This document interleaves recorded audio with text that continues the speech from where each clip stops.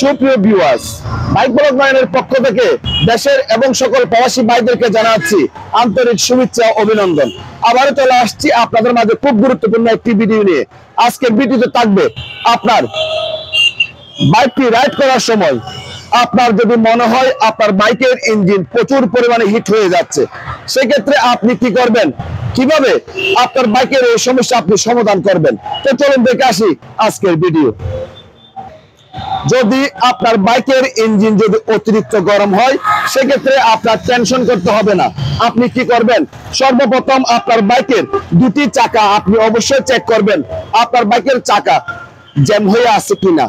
আপনার বাইকের চাকা একদম ফ্রি ভাবে ঘুরতেছে না। আপনার বাইকের চাকা যদি ফ্রি না ঘুরে, সেক্ষেত্রে আপনি বাইকটি রাইড করার সময় আপনার বাইকটি সামনের দিকে আগাতে কষ্ট হবে, সেক্ষেত্রে ইঞ্জিনের মধ্যে প্রেসার পড়ে যাবে এবং আপনার বাইকের ইঞ্জিন অবশ্যই গরম হবে।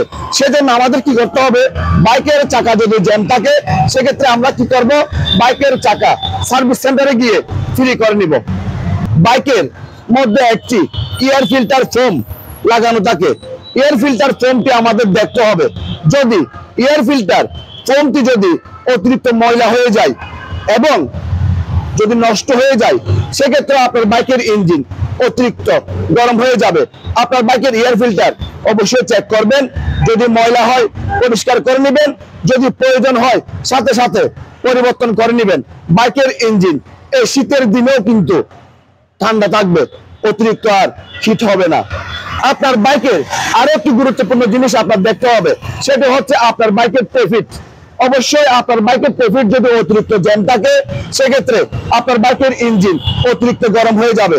সেজন্য অবশ্যই আমরা কি করব, সঠিক মাপে ফিলার গজ দিয়ে বাইকের প্রফিট অ্যাডজাস্ট করে নিব। ইনটেক বাল্বের মাপ রাখতে হবে 0.05 mm আর এক্সস্ট বাল্বের মাপ রাখতে হবে 0.10 mm। আপনার বাইকটির ইঞ্জিন অতিরিক্ত হিট হয়ে যাওয়ার পিছনে আরো একটা বিষয় কাজ করে, সেটা হচ্ছে আপনার বাইকের ইঞ্জিন অয়েল। আপনার বাইকের মধ্যে যদি আপনি 2 নম্বর ইঞ্জিন অয়েল ঢোকান, সেক্ষেত্রে আপনার বাইকের ইঞ্জিন অতিরিক্ত হিট হয়ে যাবে। এবং আপনার বাইকটিতে একটি অয়েল ফিল্টার লাগানো থাকে, ইঞ্জিন অয়েল পরিবর্তন করার সময় অবশ্যই গুরুত্বপূর্ণ বিষয় হচ্ছে অয়েল ফিল্টার। ইঞ্জিন অয়েল পরিবর্তন করার সময় আপনার বাইকটির মধ্যে থাকা অয়েল ফিল্টারটি পরিবর্তন করে নেবেন। আপনার বাইকটির সবকিছু ঠিক আছে, তারপরও কিন্তু আপনার বাইকের ইঞ্জিন অতিরিক্ত হিট হয়ে যাচ্ছে।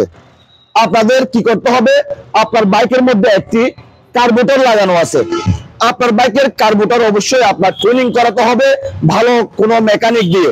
অবশ্যই আপনার বাইকের এয়ার এবং ফুয়েল অ্যাডজাস্ট করে নিতে হবে, সেক্ষেত্রে আপনার বাইকের ইঞ্জিন আর অতিরিক্ত গরম হবে না। এখন আপনার বাইকের আপনি সব কাজগুলি করিয়েছেন, তারপরে কিন্তু আপনার বাইকের ইঞ্জিন অতিরিক্ত হিট হয়ে যাচ্ছে। আপনাদের দেখতে হবে বাইকের ক্লাচ প্লেট। আপনার বাইকটির ক্লাচ প্লেট যদি দুর্বল হয়ে যায়, অবশ্যই আপনার বাইকের ইঞ্জিন ওভারহিট হয়ে যাবে। আপনি চেষ্টা করবেন আপনার বাইকের ক্লাচ প্লেট গুলি বানিয়ার স্কেল দিয়ে মেপে দেখার জন্য। যদি 2.8 এর নিচে চলে আসে, সেক্ষেত্রে আপনার বাইকটির ক্লাচ প্লেট পরিবর্তন করতে হবে এবং আপনার বাইকের ইঞ্জিন আর অতিরিক্ত গরম হবে না। আপনার বাইকটির ইঞ্জিন গরম হয়ে যাচ্ছে, আপনার মনে হচ্ছে আপনার বাইকের মধ্যে এমন একটি প্রযুক্তি লাগানো আছে, থার্মাল সেন্সর।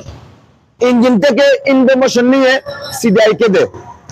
যখন আপনার বাইকের ইঞ্জিন সর্বোচ্চ 120 ডিগ্রির উপরে চলে যাবে তাপমাত্রা, সেই থার্মাল সেন্সর ইঞ্জিনের গরমটি সিডিআই ইউনিটের কাছে খবরটি পৌঁছে দিবে ইঞ্জিনটি অতিরিক্ত গরম হচ্ছে। সেক্ষেত্রে দেখা যাবে আপনার বাইকটি ফাঁস করে বন্ধ হয়ে যাবে। ইঞ্জিন ঠান্ডা না হওয়া পর্যন্ত আপনার বাইকটি আর স্টার্ট হবে না। আজকের ভিডিওতে যে বিষয়গুলি আপনাদের সাথে শেয়ার করছি, এই বিষয়গুলি ফলো করবেন, সেক্ষেত্রে আপনার বাইকের ইঞ্জিন আর অতিরিক্ত হিট হবে না। এই প্রচন্ড শীতের মধ্যে আপনার বাইকের ইঞ্জিন ঠান্ডা থাকবে, অতিরিক্ত হিট হবে না। আপনাদের যদি আমার আজকের ভিডিও যদি ভালো লেগে থাকে, লাইক করবেন, কমেন্ট করবেন এবং বেশি বেশি করে শেয়ার করবেন। আর আমাদের ছোট্ট পরিবারটি সামনের দিকে এগিয়ে যাওয়ার জন্য সুযোগ করে দিবেন। সবাইকে অনেক অনেক ধন্যবাদ জানিয়ে আজকের মতো বিদায় নিলাম।